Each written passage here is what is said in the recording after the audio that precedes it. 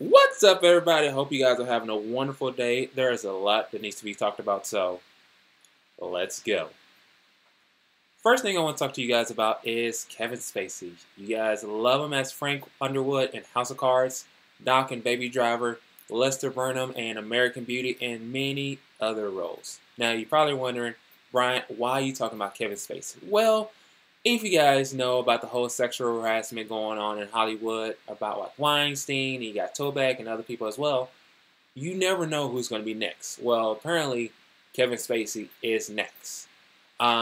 This is, I know it's shocking to me as well, because actor Anthony Rapp, if you don't know who he is, he was in Rent and he played a wonderful role in that movie. He accused Spacey of making a sexual advance on him when Rapp was 14 and Kevin Spacey was 26 in 1986, and he was trying to get at him sexually. Now, I'm not sure what happened. I believe what Rapp said was Kevin Spacey was drunk. He took him to his room, and he wanted to get with him sexually in some way.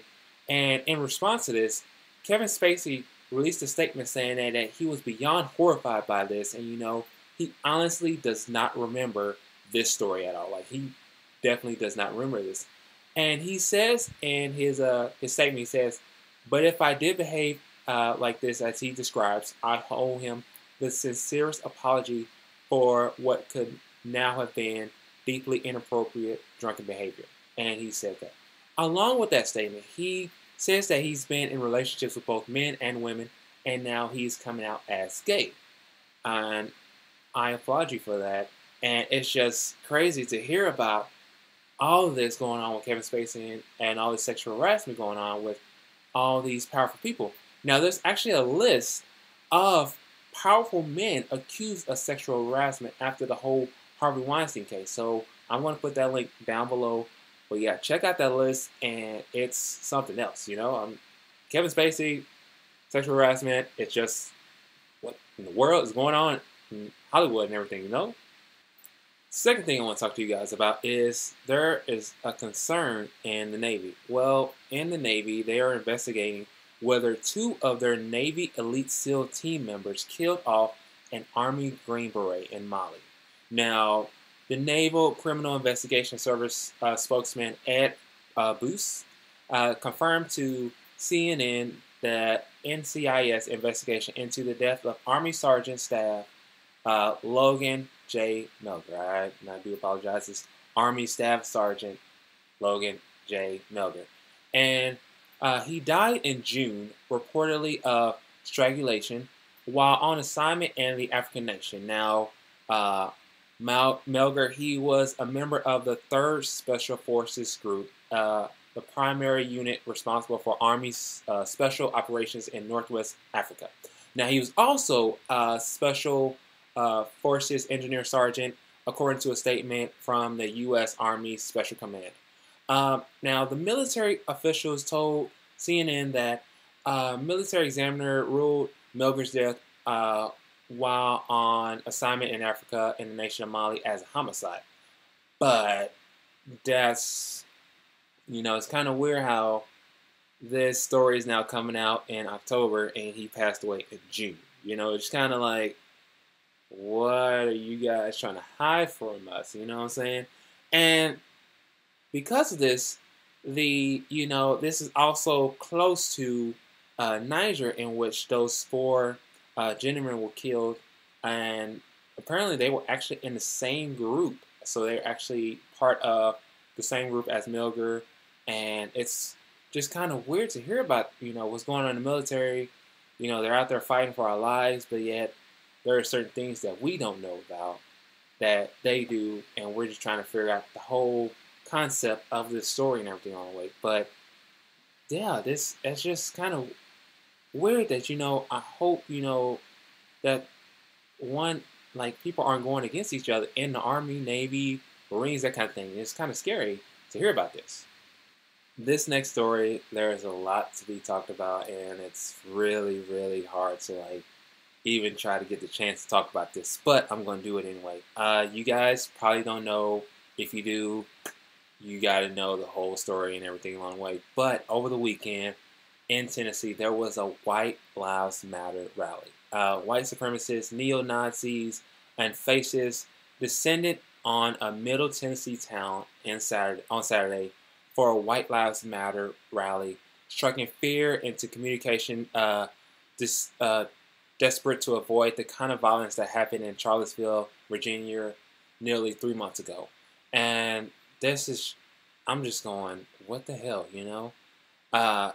Basically, an umbrella group of white supremacists organized called the Nationalist Front held its first rally Saturday morning in Shelbyville, a town of which 21,000 people live, and it's about an hour away from Nashville. Now, police stood some 200 protesters and various white supremacist facias as they exchanged chants. Some white supremacists were seen throwing Nazi salutes, while others carrying shields and wearing helmets chanted "White Lives Matter" and "Blood and Soil." It's, oh my God, you know, it's just, you know, it's just like, why? And you also have Mike Tubbs, who was an imposing former Green Beret who spent time in prison for plotting bombs to kill Black and Jewish business, and who was responsible for violence in Charlottesville, which led to the 100 or so white supremacists into the rally area. Now, when asked about this, he said, "I am here to defend my heritage and my people against the forces of darkness."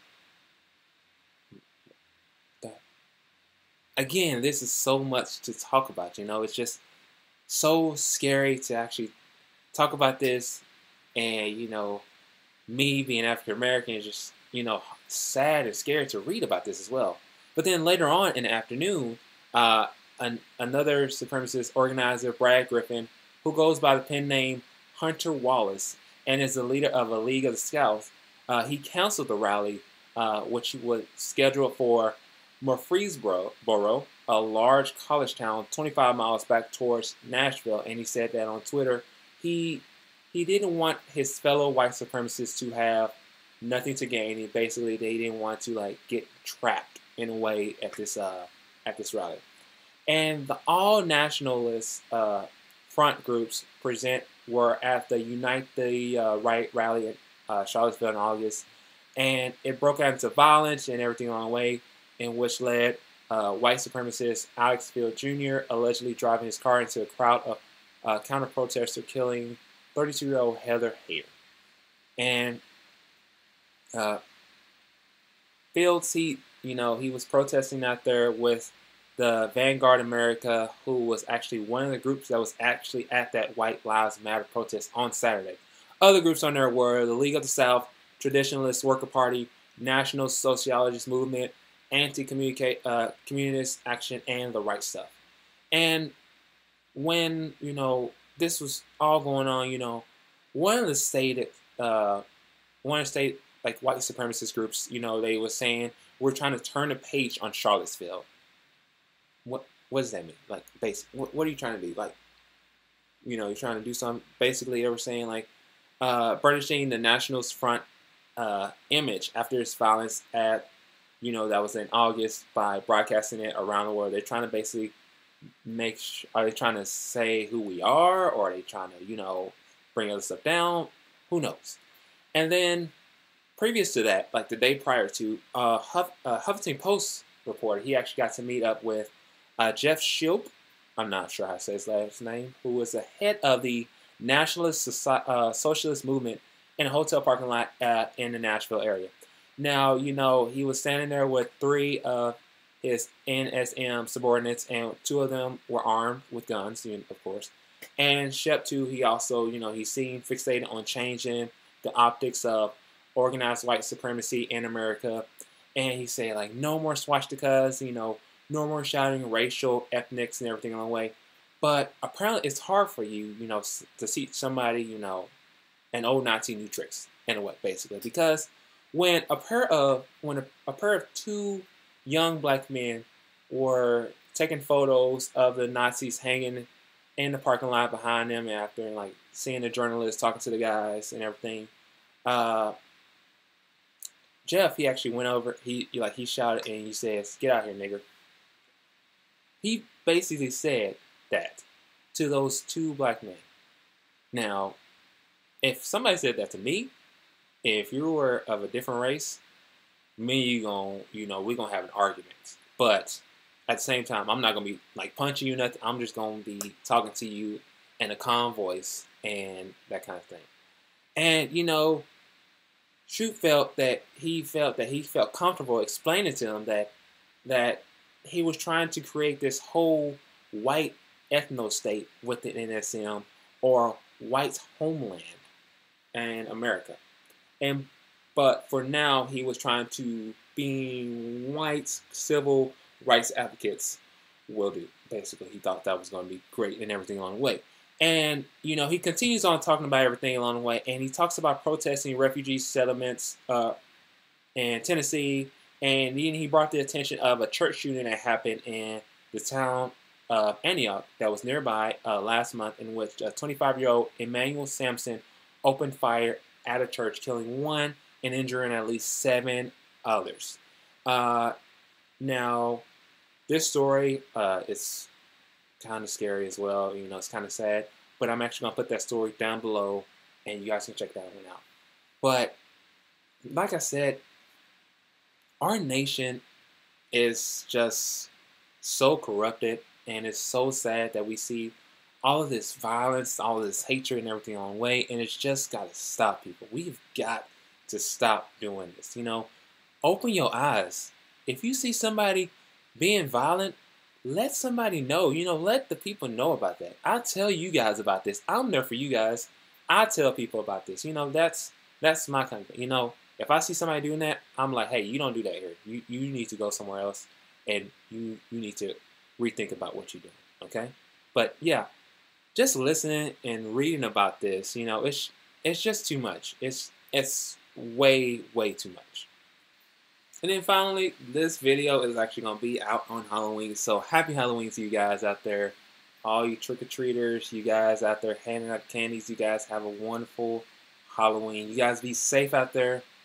Seriously, be safe out there, because there's a lot going to be happening. You never know what's going to happen. Make sure you go out with groups. Make sure you go with your parents. Just make sure you're safe out there. And be sure that your costumes don't scare people or offend people. Like this guy did at the Oakview Mall in Omaha, Nebraska. He actually scared a couple of people dressing up as a hooded gun wielder, and this was at a little kids event. You shouldn't do that. Don't scare kids like that. But you should make it fun, like what Will Poulter did by portraying Sid from Toy Story to address bullying prevention. So basically, like I'm trying to tell you guys, have fun out there, but also be safe out there, and make sure you make the right decisions, okay? And with that being said, I want you guys to tell me what you think about all this. Tell me what you think about the White Lives Matter, about Kevin Spacey, the Green Beret Death, about what you're going to be doing for Halloween, everything else along the way. Like, share, subscribe, comment, Let people know I'm out there for y'all. I do this to make a difference in life. And you guys, you actually inspired me to do that kind of thing. So, with that being said, I hope you guys have a wonderful Halloween, and